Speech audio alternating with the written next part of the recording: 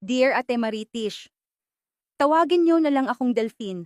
24 na taong gulang at naninirahan dito sa Davao. Sabi nila mabait at masipag ako. May kinakasama po ako na tawagin na lang natin sa pangalang Joy. 4 years na kami, pero wala pa ring anak. Sa sobrang pagmamahal ko sa kanya, kahit na anong gusto niya ay sinusunod ko. Nakatira lang kami sa isang maliit na kwarto, sa bahay ng auntie niya, kasama ang pinsan niyang buo na lalaki, anak sa kapitid ng auntie at papa niya, na si Pakdot. Masaya naman kami lahat sa bahay, at nagkakasundo. Nagtatrabaho ako sa isang malaking kumpanya habang siya ay nasa bahay.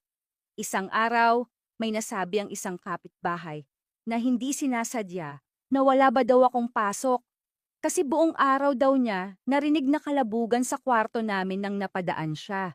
Nasa gilid lang kasi ng daan ng pader ng kwarto namin. Bigla ako napaisip na bakit at ano meron. Kasi nga nagtatrabaho ako buong araw na yon.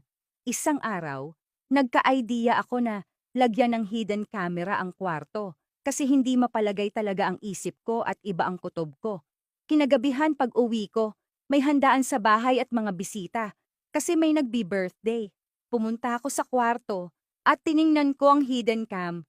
Laking gulat ko at namumula sa galit na gustong manakit.